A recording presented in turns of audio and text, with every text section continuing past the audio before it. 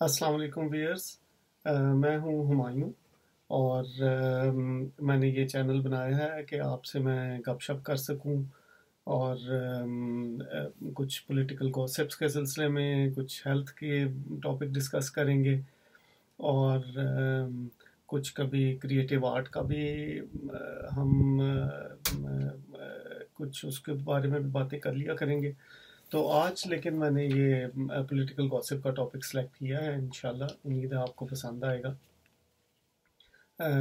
जो रिलेटेड है सबसे heated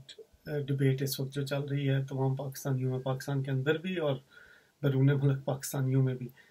that is about Bajwa साहब एक्सटेंशन और न्यू आर्मी चीफ्स अपॉइंटमेंट। तो इसको मैंने ये सोचा है कि मैं एक साइंटिफिक तरीके से सिस्टमेटिकली डिस्कस करने की कोशिश करता हूँ, आपके सामने रखता हूँ चीज़ें जो मेरे जहन में हैं और आपसे शेयर करता हूँ। तो काइंडली इस चैनल को सब्सक्राइब कर लीजिएगा और लाइक शाइक भी कर दें, इस फ़कीर का भला हो जाएगा। Thank you. तो इस सिलसिले में मैंने जो सोचा है, जो मेथड या बैटरी यूज़ करूँ इसको, ताकि हम किसी नतीजे पे पहुंच सकें, वो है नैश इक्विलिब्रियम, जो कि हम यूज़ करते हैं गेम थ्योरी में भी और पॉलिटिकल स्ट्रेटजीज़ में भी और बिजनेस लॉन्ग टर्म स्ट्रेटजीज़ में भी इसका इस्तेमाल किया जाता है। इसमें जो सबसे पहले हम करेंगे वो है कि हम स्टेक होल्डर्स डिफाइन करेंगे कि major decision making stakeholders कौन कौन से हैं। फिर हम हाइपोथेसिस बनाएंगे और हाइपोथेसिस के बाद उन स्टेक होल्डर्स के हिसाब से हम चेक करेंगे कि ये नैश इक्विलिब्रियम पे किस तरह से फिट बैठते हैं। उसका मतलब ये है कि विन विन सिचुएशन कैसे निकलेगी, कौन सा ऐसा हल होगा जो कि सबको काबिल कबूल हो और जिसमें कोई बंदा लूज ना करे। It may not be ideal for a particular party, लेकिन वो कम से कम बाकी लोगों के लिए प्रैक्टिकली पॉसिबल हो जाएगा उसको एक्सेप्ट करना। That is called Nash equilibrium. और प्रैक्टिकल ज़िंदगी में भी उस हल का चांस सबसे ज़्यादा होता है जिसमें सारे स्टेक होल्डर्स राज़ी हो जाएं। तो दैट वही हम इसमें डिस्कस करेंगे। इसमें जो मैंने स्टेक होल्डर्स निकाले हैं वो हैं जी, सबसे पहले तो मेन जिन लोगों ने फैसला करना है वो है PMLN। तो दूसरे नंबर पे हैं PTI, क्योंकि they are politically relevant at the moment and they are the opposition. और इस वक्त पोलिटिकल सबसे बड़ी पाकिस्तान की अनडाउटेडली पोलिटिकल फोर्स जो है वो PTI है। इमरान, PTI मीन्स इमरान खान साहब। और तीसरे नंबर पे हैं जो कि बाजवा साहब हैं, जो which I include his team under him, under his umbrella, जो जिसमें एस्टेब्लिशमेंट के वो अनासर जो कि डिसीजन मेकिंग में उनके साथ हिस्सादार हैं। फिर उसके बाद हम एंड पे डिस्कस करेंगे वो major stakeholders decision making में नहीं है लेकिन they who will be affected the most with this decision, जो कि आम आवाम है, आपके मेरे जैसे लोग, या इस्टेब्लिशमेंट के वो लोग जो कि डिसीजन मेकिंग में हिस्सादार नहीं हैं लेकिन they are still they will be affected. When I say establishment, तो उससे मेरी मुराद है आर्मी एंड जुडिशरी, क्योंकि मुझे ये लगता है कि इस वक्त इस्टेब्लिशमेंट श्रिंक होकर सुकड़ के इन दो पे मुश्तमिल है। किस ज़माने में शायद ये ब्यूरोक्रेसी भी परमानेंट सीट होल्डर थी इस्टेब्लिशमेंट में, जो कि अब शायद नहीं, मुझे नहीं लगता कि है। और जो टेम्प्रेरी स्टेक होल्डर्स हैं उनमें पॉलिटिशियंस आते हैं, जिसके साथ डील वील करनी हो उसको मेरे ख्याल है हिस्सा बना लेते हैं। और इसी तरह अगर इकोनॉमी या फाइनेंस से रिलेटेड हो तो इसी तरह को बिजनेसमैन पार्टियां हैं जो खबरों में आता है, जिनसे मुशावरत करते हैं वो शायद ये। तो लेकिन मेन परमानेंट सीट होल्डर्स ये जजेस हैं, जिनके ज़रिए से आर्मी वाले कंट्रोल करते हैं बाकी लोगों को, बाकी वेरिएबल्स, जो हमें ज़ाहरी तौर पे लगता है। ब्यूरोक्रेसी को निकाला गया, जो मुझे लगता है कि शायद क्योंकि रोटी का साइज़ जो कि मज़ीद कम होता जा रहा है, जिसको हम अंग्रेज़ी में पाई कहते हैं, पाई का साइज़ कम हो रहा है, खाने वाले मुंह उतने ही हैं, तो आखिरकार वो फिर काम ही करने पड़ेंगे ना उनको। तो पहले ब्यूरोक्रेसी निकली, फिर मुझे लगता है जिस तरह से ये श्रिंक हो रही है, इफ़ दे डोंट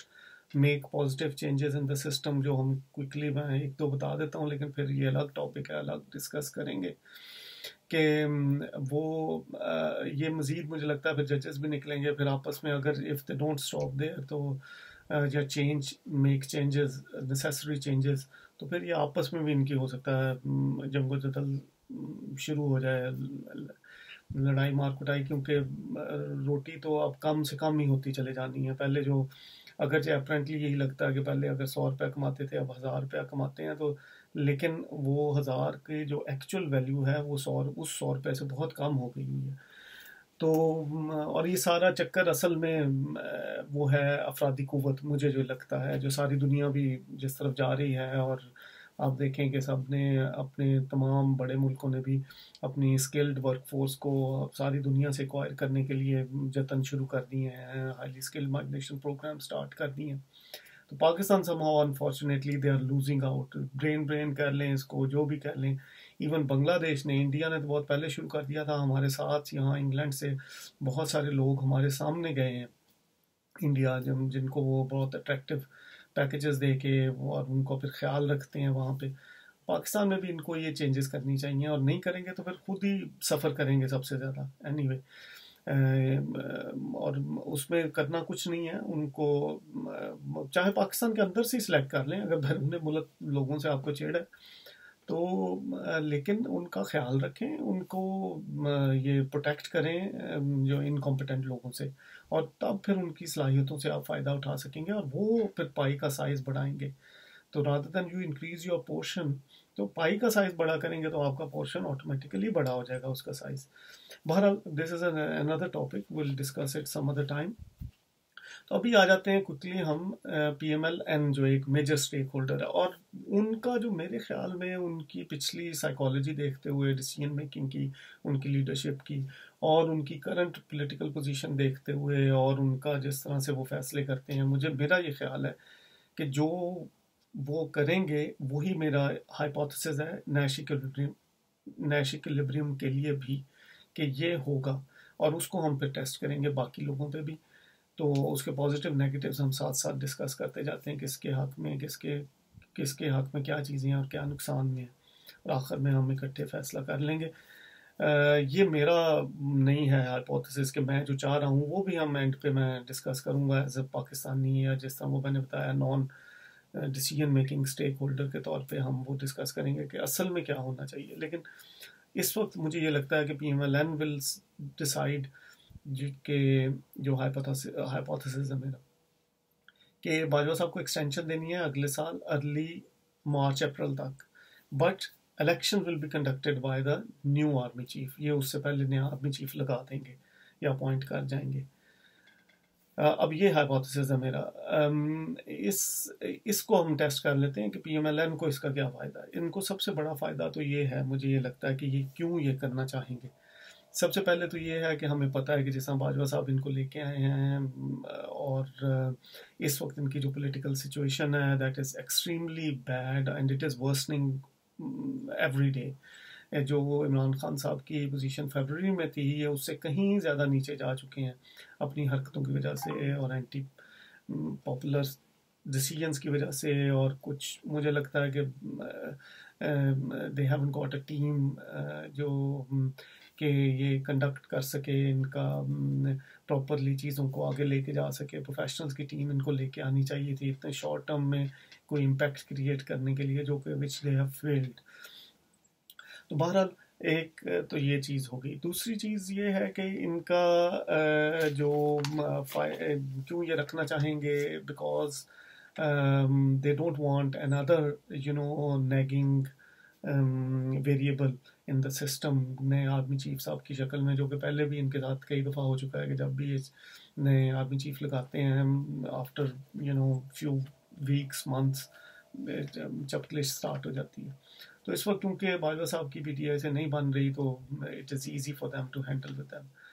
फिर इनके हक में ये इसलिए भी जाता है कि बाजवा साहब of course as any other army chief in the second tenure just before leaving, या जब सेकंड टेन्योर ख़त्म होने वाला होता है, दैट इज़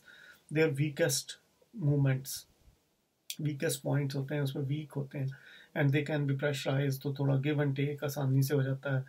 और मामला तय हो जाते हैं आसानी के साथ। ये हो गया। फिर अगला पॉइंट जो इनके हक में जाता है वो खबर है जिसकी वजह से ये सारी डिबेट मेरा ख्याल है स्टार्ट हुई थी, जो कि अंदर से किसी ने दी थी, वल्लाह आलम वो सही है कि गलत है, लेकिन लगता तो है कि ठीक ही है। वो ये थी कि बाजा साहब एक्चुअली वांट टू बी राहील शरीफ साहब successor in that position in Saudi Arabia, which is going to become vacant in early next year. And till that time, he want to stay relevant and he want to stay in power. Of course, it makes sense to be the best to compete for that post. उनको ये suit करेगा। पाकिस्तान के लिए भी खैर ये फ़ायदा कि वो जाएं वहाँ पे और उस पोजीशन को होल्ड करें। अब उसके लिए आप देखिए कि पीएमएलएन का भी ये फ़ायदा है कि इस वक्त जिस तरह हमने डिस्कस किया, इनकी पॉलिटिकल पोजीशन इस तरह की नहीं है कि ये इलेक्शन में जा सकें। तो बाजवा साहब को भी अगर एक्सटेंशन मिल जाती है और इलेक्शन तक वाली मिल जाती है अर्ली नेक्स्ट ईयर तक, तो वो भी फिर इनको प्रेशराइज नहीं करेंगे। उनका भी इसी में फ़ायदा होगा कि भाई डिले हो इलेक्शन तब तक, ताकि वो जो रिस्क है कि अगर पीटीआई इलेक्शन जीत भी जाती है तो इनको ही still be able to stay in the position, वरना वो हो सकता है आके उतार दें और नया आर्मी चीफ जैसा वो कह रहे हैं वो लग जाए। फिर ये है कि नया आर्मी चीफ क्यों ये लगाना चाहेंगे इलेक्शन से पहले। पीएमएलएन वाले जो second part of this hypothesis के मुताबिक है, वो मुझे ये लगता है इसलिए कि आप PMLN will not take the risk, जिस वजह से उन्होंने ये सारे, जिस तरह सॉरी फॉर द लैंग्वेज के 100 छितर खाए हैं पिछले, ये जो इमरान खान साहब की गवर्नमेंट अजीबोगरीब किस्म की हरकतें करके हटाई और सारा कुछ, उसकी वजह जो वो बयान करते हैं खुद, वो यही थी कि भाई आर्मी चीफ लगाने का कुछ उनको टेंशन थी कि ये लगा जाएंगे और फिर अगले कई टेन्योर्स तक मुश्किल हो जाएगा इनको उतारना। तो वो मेरा नहीं ख्याल कि वो इतना रिस्क लेंगे कि वो चीज़ ये इलेक्शन तक और फिर उसके बाद वो छोड़ जाएं कि भी पीटीआई ना सिर्फ गवर्नमेंट में आ जाए बल्कि चीफ भी अपनी मर्जी का वो लगा सके। तो इसलिए मुझे ये लगता है कि वो ये लगा के इलेक्शन करवाएंगे, वो ख़तरा नहीं ये लेंगे। दूसरा उसमें ये भी है कि इलेक्शन तक इनको बाजवा साहब से सपोर्ट मिल जाएगी, इलेक्शन की पूरी प्रेपरेशन हो जाएगी, और फिर ड्यूरिंग इलेक्शन आप देखिए कि वीक होंगे अगर बाजवा साहब, तो वो हो सकता है पीटीआई उनको प्रेशराइज करके को थोड़ा बहुत अपनी फेवर में भी ले आए, तो ये रिस्क भी इनका ख़त्म हो जाएगा कि नया आर्मी चीफ आएगा, उसको थोड़ा जूतियाँ सीधियाँ पदरियाँ करते हुए अपनी टीम लाते हुए महीने 2 लग जाएंगे, उतनी देर में इलेक्शन हो जाएंगे, तो दे विल बी इन पावर। तो इलेक्शन के दौरान भी इनका मोमेंटम पावर का और वो कंट्रोल का चल निकलेगा। तो मुझे ये लगता है कि ये हाइपोथेसिस जो मैंने बनाया है असल में तो पीएमएलएन को सोच के, लेकिन it suits them very well. तो इनके नेगेटिव जो हैं वो भी उतने नेगेटिव नहीं हैं इनके लिए। जैसा एक नेगेटिव मैंने सोचा था कि भाई ये होगा कि भाई नया चीफ एन इलेक्शन से पहले आए और वो आते ही असर्ट करनी शुरू कर दे अपनी पावर, और वो he will have to prove himself कि भी वो न्यूट्रल हैं, तो वो he cross the line and go the other side के भी अपने आप को ज़रा न्यूट्रल शो करने के लिए, तो वो नुकसान भी पहुंचा सकता है Bharat, that is a risk. लेकिन मुझे लगता है कि शायद ऐसा ना हो। और दूसरा ये है कि भी पीटीआई ने भी अब क्योंकि ये कह दिया है, दूसरा नेगेटिव ये था कि खान साहब ने क्योंकि कह दिया है तो अब वो लगेगा कि भी खान साहब की बात मानी जा रही है। लेकिन अगेन एज आई सेड कि वो इलेक्शन से पहले नया चीफ लगा देंगे तो वो फिर खान साहब की बात उस तरह से तो ना फिर मानेगी।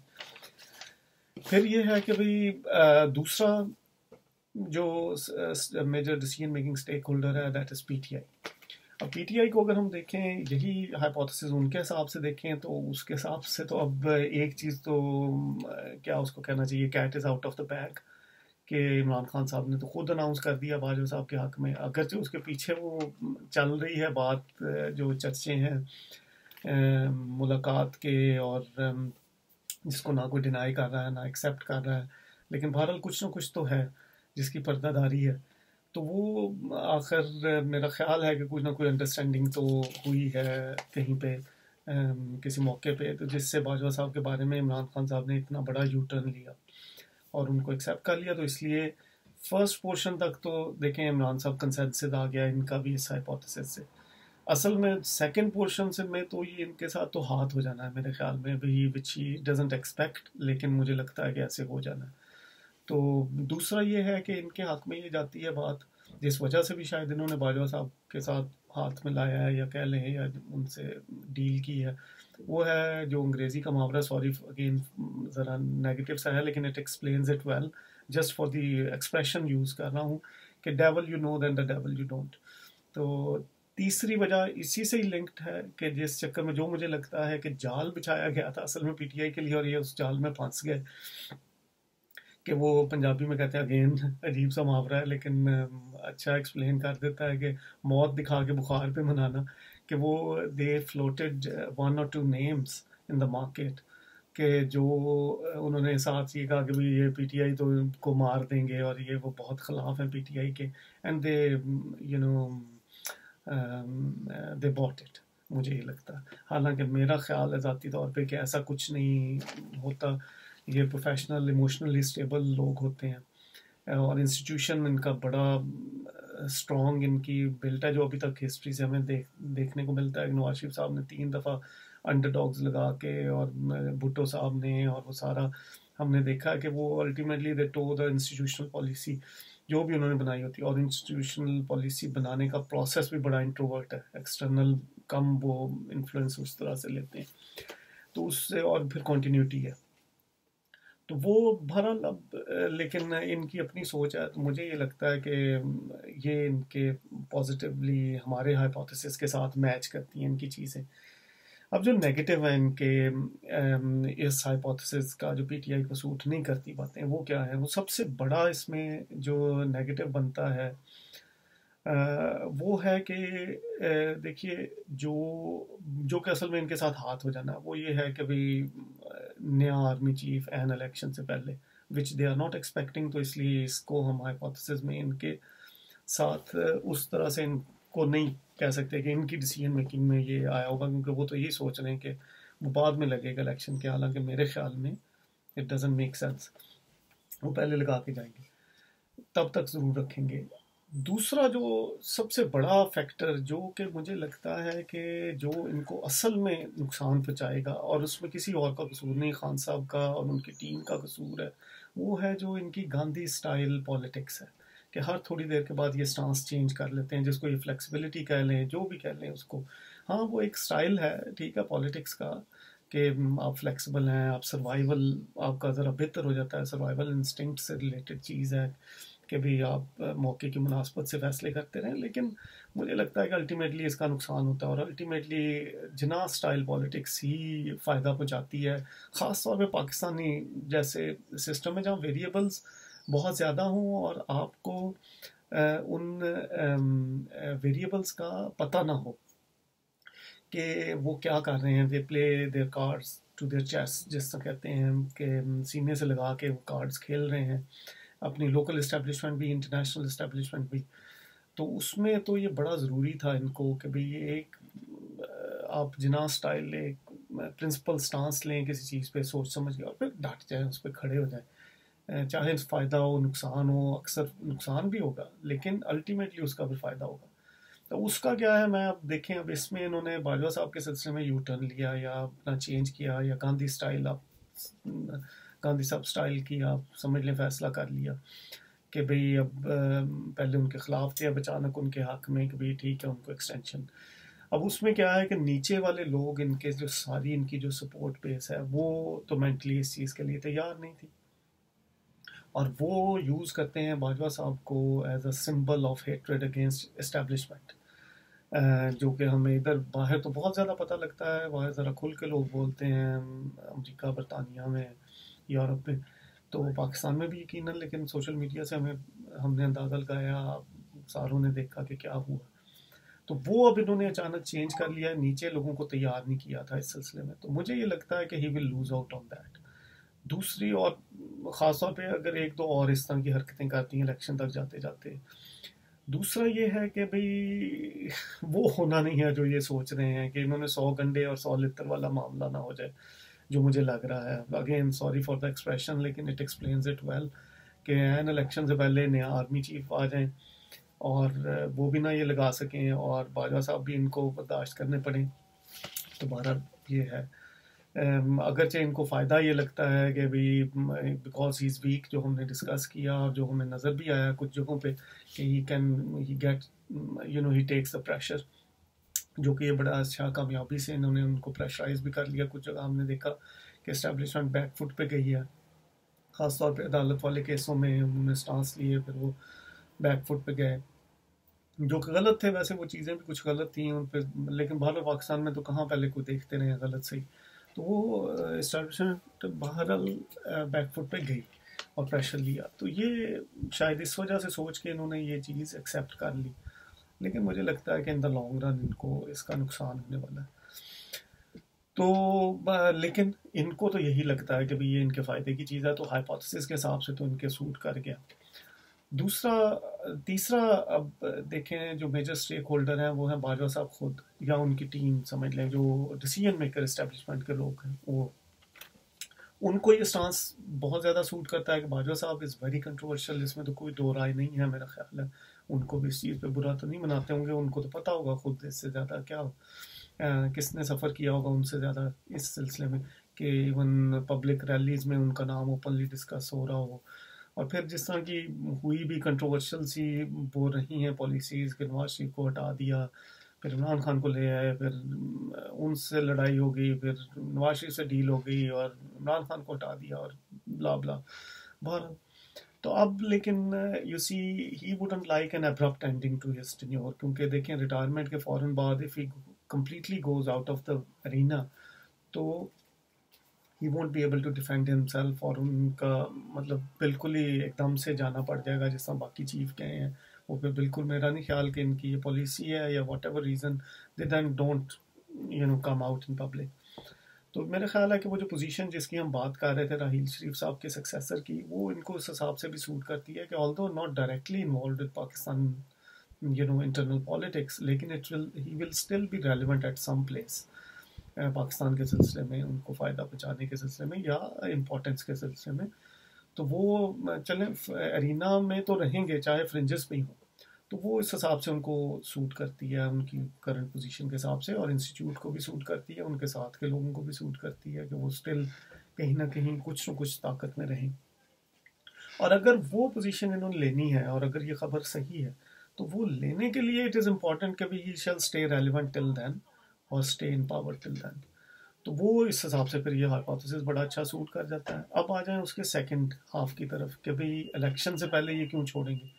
देखें उसमें आप पाकिस्तानी पॉलिटिक्स को देखें तो उसमें स्पोर्ट्समैन स्पिरिट की कह लें या पॉलिटिकल जो विजडम स्पिरिट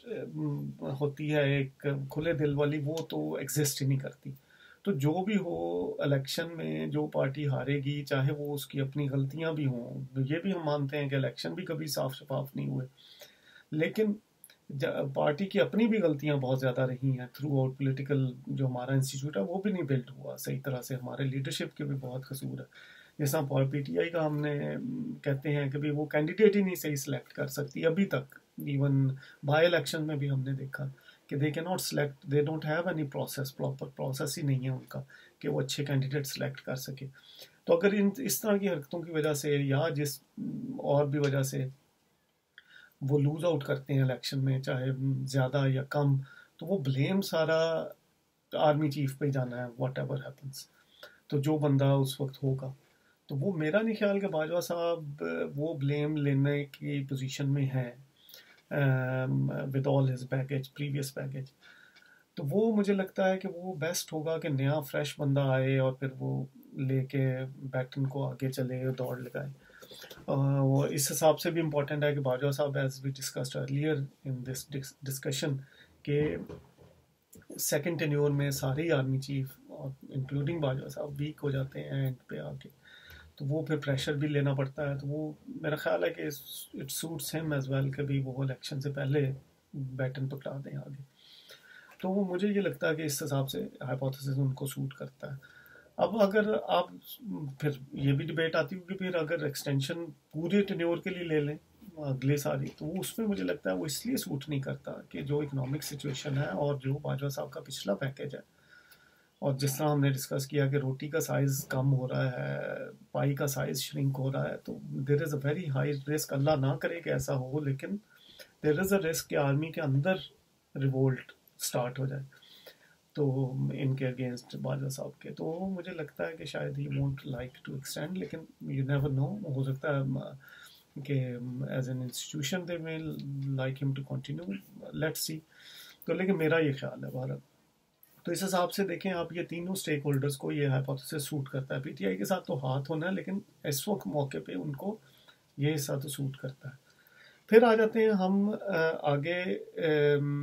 कि भाई जो non decision making stakeholders हैं, जिसमें आप हूँ, मैं, आप हैं, मैं हूँ, और हमारे जैसे और लोग हैं, और इंक्लूडिंग इस्टेब्लिशमेंट के वो हिस्से जो डिसीजन मेकिंग का पार्ट नहीं है, अगरचे वो अपने आप को अभी तक ज़रा सुपीरियर ही समझते हैं। ब्लडी सिविलियन मैंटेलिटी अभी तक शायद गई नहीं है, जो कि विच इज़ वेरी रॉन्ग। और सिमिलरली सिविलियन साइड पे भी उनके खिलाफ जितनी रिजेंटमेंट है वो भी बहुत ज़्यादा है, ये भी कम होनी चाहिए, अल्लाह करे कि हो जाए। क्योंकि दोनों एक दूसरे के लिए लाजमो मलजूम हैं, दोनों एक दूसरे के बगैर नहीं रह सकते, लेकिन उसके लिए शायद इस्टेब्लिशमेंट को वो चीज़ें कुछ करनी पड़ेंगी, जिस तरह हमने कुछ पहले डिस्कस की हैं। कुछ अभी मेरे जहन में आ रहा है कि क्रीटोस प्रिंसिपल है, वो गौर करें कि भाई कम अज़ कम 20% वर्क फोर्स आपको ऑनेस्ट और हार्ड वर्किंग और कॉम्पिटेंट चाहिए सिस्टम को इसी सतह पे रखने के लिए। ऊपर लेके जाने की बात नहीं हम कर रहे, इसी सतह पे रखने के लिए। और इस वक्त आप देखें जितनी तेज़ी से सिस्टम गिर रहा है, और हर अदारा, हर इंस्टीट्यूट, ये लगता है कि वो तो 0.2% से भी कम रह गए हुए हैं आपके। वो बेचारे इज्जत जान माल अपने बचाते फिर रहे हैं, इधर उधर छुप के बैठे हुए हैं, जितने भी ऑनेस्ट वर्क फोर्स है। और जो करप्शन है उनका नेक्सस स्ट्रॉन्ग से स्ट्रॉन्ग होता चला गया है कि आप एक सिपाही को भी अब इस वक्त नहीं निकाल सकते, इतना स्ट्रॉन्ग नेक्सस है, वो इतना ज़्यादा लड़ी में पड़े हुए हैं एक दूसरे के साथ।